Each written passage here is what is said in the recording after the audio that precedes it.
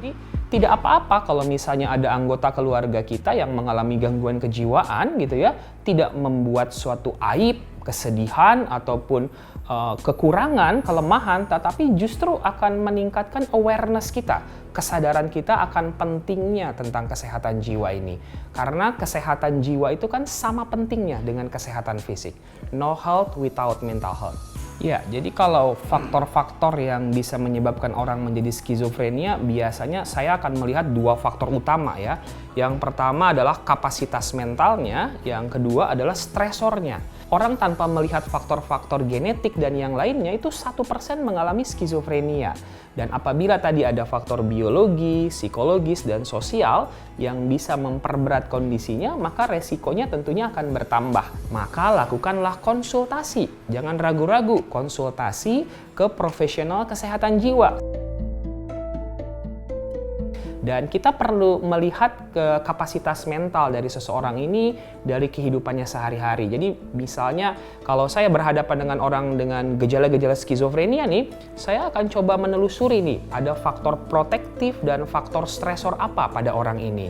Dan disitulah nanti kita akan kemudian bergerak untuk memberikan terapi yang sesuai. Karena terapi yang dibutuhkan oleh setiap orang dengan skizofrenia juga berbeda-beda gitu ya. Sehingga itu akan membuat terapi untuk orang dengan skizofrenia ini akan sangat banyak sekali dan banyak orang yang berperan terhadap pemulihan orang dengan skizofrenia ini. Nah, terapi untuk orang dengan skizofrenia itu ada beberapa pilar dia. Yang pertama itu adalah obat-obatan gitu ya. Jadi ada obat yang namanya antipsikotik. Nah, obat antipsikotik ini dia akan bekerja di sistem saraf pusat dan dia akan menurunkan si dopamin tadi yang terlalu berlebihan itu. Nah, ini yang akan menyebabkan gejala-gejala dari skizofrenia ini akan berkurang dan hilang. Halusinasi, delusi, dan wahamnya akan hilang. Kemudian pilar kedua terapi pada skizofrenia adalah psikoterapi. Psikoterapi adalah terapi dengan berbicara. Ada psikoterapi yang sifatnya suportif, dia untuk menguatkan mental dari yang bersangkutan gitu ya. Ada psikoterapi yang sifatnya reedukatif, merubah mindset dan perspektifnya.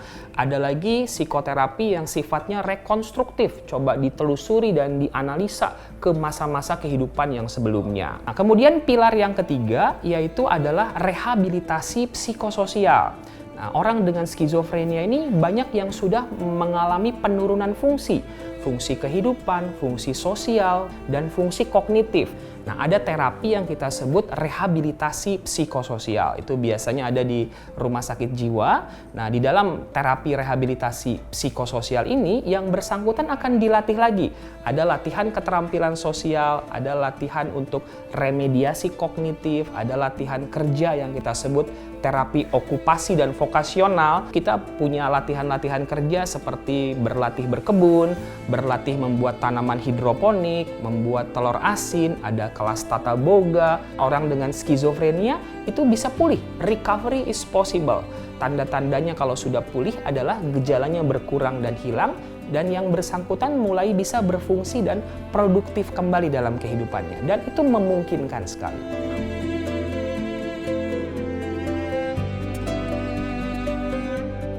Dan jangan lupakan juga untuk mungkin bergabung kepada komunitas gitu ya, yang memang care, peduli terhadap gangguan kejiwaan. Sehingga kita tidak merasa sendirian yang mengalami gangguan seperti ini, dan kita bisa belajar, berdiskusi dengan teman-teman, rekan-rekan, dan keluarga yang lain yang juga mungkin mengalami gangguan yang sedang kita alami.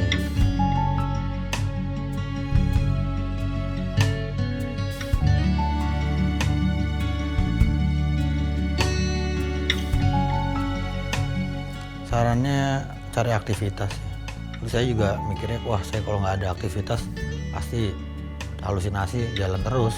Pesannya adalah, Bapak Ibu sekalian, mari kita coba perhatikan anak kita, di mana saat ini banyak sekali tantangan-tantangan yang dihadapi, sehingga kita sebagai orang tua harus aware terhadap tumbuh kembang anak kita. Nah, ketika ada hal-hal yang di luar kebiasaannya, maka cobalah untuk mencari tahu. Untuk orang yang punya masalah sama kayak saya, Jangan ragu untuk ceritakan ke orang terdekat. Jangan ragu untuk menghubungi profesional.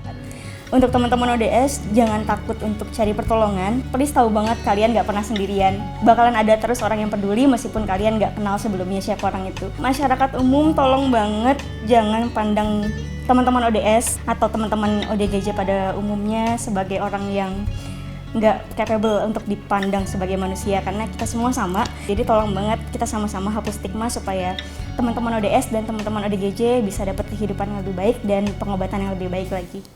Apabila ada anggota keluarga yang mengalami gangguan skizofrenia, maka keluarga tentunya akan merasa sedih, marah, kecewa, dan menyalahkan satu dengan yang lainnya. Itu akan membuat kehidupan keluarga pun menjadi sepertinya suram ya, sepertinya gelap dan tidak punya harapan untuk masa depan, seperti kain yang berwarna hitam ini.